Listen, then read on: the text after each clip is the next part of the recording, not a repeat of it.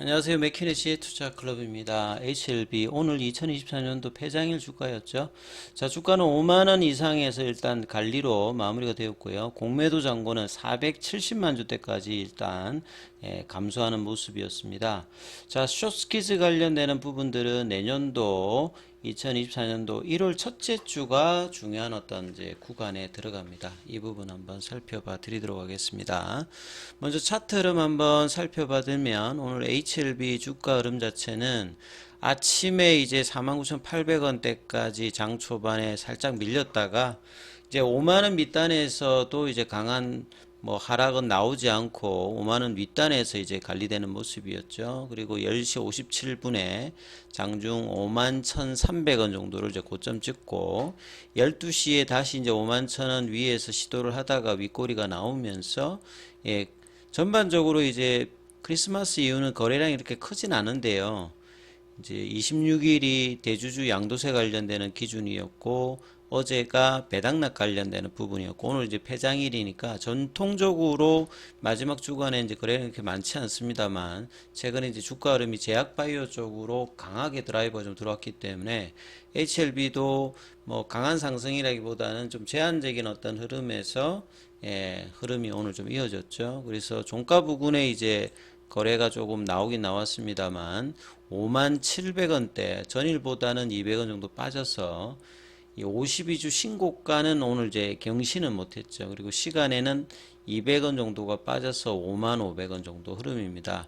그리고 수급상에서 아침에 이제 프로그램 쪽이 7만 주 가까이 이제 매도세가 나왔습니다만 이 부분들이 이제 장중에 다시 일단 매도세 흐름이 크진 않고 이제 줄면서 19,000주 정도로 일단 이 부분이 좀 줄었고요. 외국계 쪽에서 일단 매도 관련되는 부분 기관들 같은 경우는 5연속으로 일단 매도를 좀 보여줬고 자 개인들이 이제 대주주 양도세 관련되는 부분 26일 지나서 어제 배당락 오늘 폐장일 다시 개인들은 좀 매수를 조금 해주고 있습니다. 대규모로 일단 매도를 많이 하고 소폭 일단 매수를 하는 모습을 보여줬고 장중에는 JP모건 쪽에서 매도가 좀 나오면서 이 프로그램하고 외국계가 같이 조금 나오는 모습들이 장 초반에 나와서 좀 주가를 누르려는 모습은 나왔습니다만 크게 이렇게 눌려지는 모습은 아니고 또 상방도 아닌 모습. 자, 2019년도하고 이제 비슷한 데자뷰한 어떤 주가 흐름들을 가는 모습이 지금 현재로는 이제 비슷한 모습으로 일단은 가고 있어요. 2019년도에 숏스키즈가 나왔을 때의 흐름을 보시게 되면 이 구간하고 거의 지금 비슷합니다.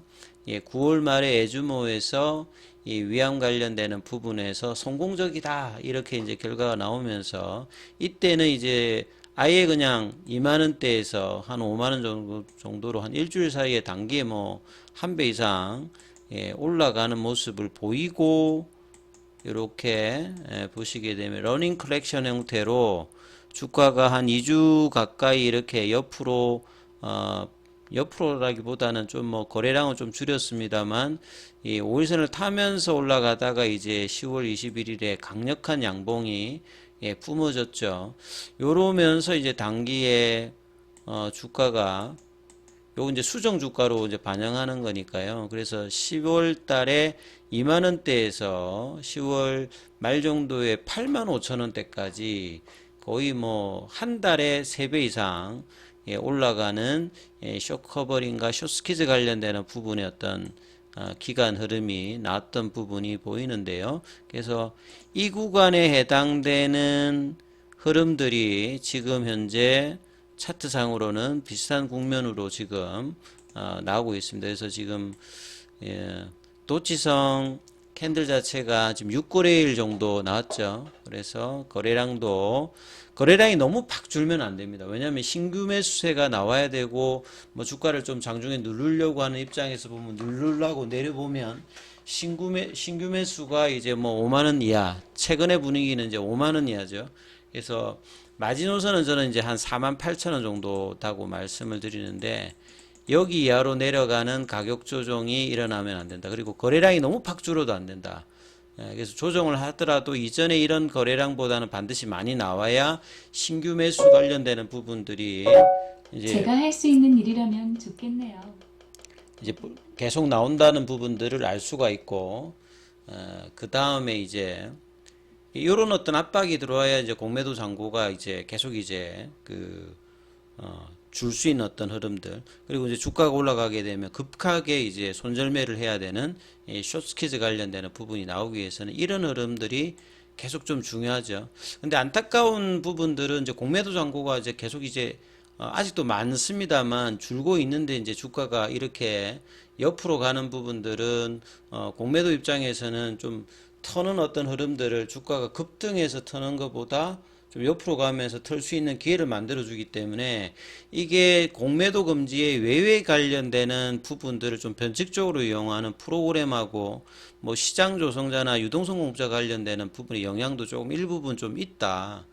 그래서 이제 이게 거래량이 늘면서 강한 양봉이 나오기 전에는, 자, 이런 부분들에서 공매도 입장에서는 가격 상승해서 이제 틀지 않고 그나마 좀 그 장중에 요 가격에서 좀 틀 수 있는 흐름들을 최근에 좀 주고 있다. 이런 부분들도 좀 나타나고 있다. 이렇게 봐야 되겠죠.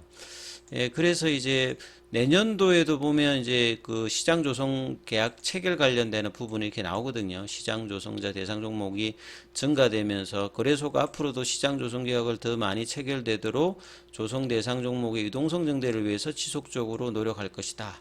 근데 국내에서 이제 시장 조성이라든지 유동성 공급자들이 뭐 ETF 관련되는 부분이나 이 종목별로 거래소와 계약을 맺을 때 본래부터 유동성이 많은 종목에도 들어가고 있는 게, 이게 좀 문제라고 계속 이렇게 말씀을 드리는데, 거래소 측에서는 이런 부분에서 유동성이 많은 종목도 이렇게 호가를 촘촘하게 만들어 가지고 이 사이에 메워 넣는 것들이 좀 스프레드를 좀 줄이고 하는 것이 거래에서는 좀 합리적이다, 이렇게 이야기하는 건데요.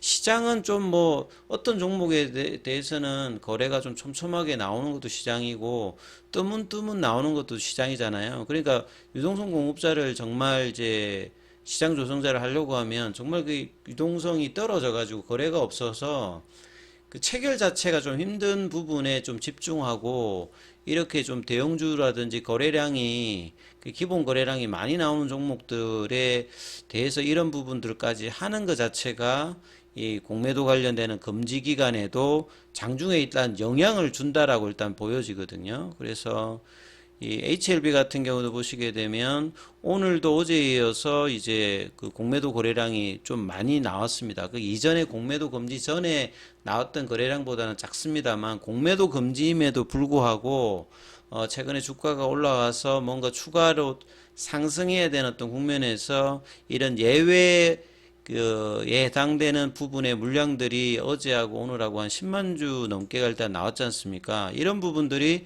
장 초반에 영향을 또 주는 부분이라고 봐야 되겠죠. 그래서 프로그램 쪽하고 여기하고 이제 매칭이 되면서 올라가게 되면 물량을 좀 던지는, 아침에 이제 프로그램 매도가 나왔을 때도 이제 그런 모습들이 있었고, 창구별로 이제 이런 부분을 본다면 오늘만 이렇게 28일이니까 28일 기준으로 한번 이렇게 살펴보면,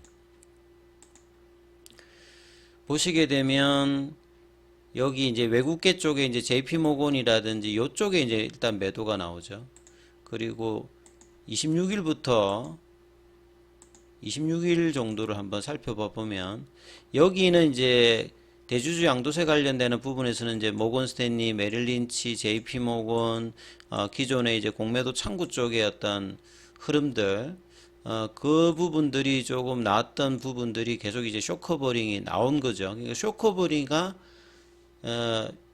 26일에도 좀 진행이 되었던 부분들을 알 수가 있고, 27일에 이제 창구별로 이렇게 살펴보면 이때도, 그러니까 어제 같은 경우에는 이제 올라갈 때 보시게 되면 윗꼬리가 나왔잖아요. 그러니까 골드만하고 이제 메릴진치는 이제 쇼커버가 계속 이제 되었습니다만, 모건 스탠리하고 JP 모건 쪽이나 요런 데는 그 매수가 아니라 매도를 하면서 이 부분들이 올라가려고 하면 뭐 현물을 가지고 하든 프로그램하고, 그러니까 어제부터 이제 프로그램이 나왔지 않습니까?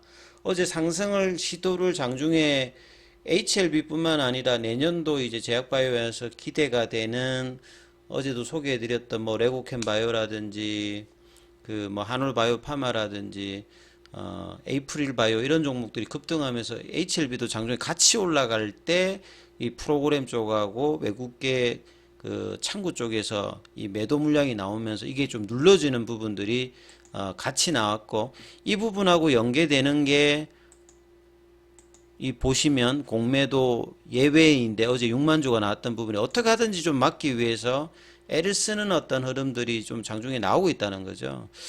그래서 이 시장 조성자와 유동성 공급자 관련되는 부분, 요것도 빨리 이제 금지 관련되는 부분이 11월 말에 나온다고 했는데 그냥 은근슬쩍 지금 넘어가고 있는 좀 상황이라고 좀 보여져요. 그래서 이런 부분들이 수급상에서 좀 아쉬운 부분들을 좀 보여주고 있다, 이렇게 봐야 되겠죠. 그래서 공매도 잔고는 계속 지금 줄고 있거든요. 11월 26일 기준 보면 계속 물량이 줄고 있는데 최대한 주가가 안 올라가게 만들어서 잔고를 줄이게 하는 역할들을 장중에 지금 좀 해주고 있기 때문에 오히려 공매도 잔고가 이렇게 남아있는 상황에서 주가를 올려버려야 신규 공매도는 안 됩니다만, 그러면 이제 공매도 입장에서는 손절매가 확대되기 때문에 가감하게 이제 장중에 숏스키즈 관련되는 매수 물량들을 하면서 주가를 올릴 수 있는 상황인데, 아직도 이제 공매도 잔고는 많이 남아 있습니다만 이런 부분들이 이제 주가가 플랫형으로 조정하면서 장중에 좀 소진되고 있다는 부분들이 좀 아쉬운 부분들이 있습니다.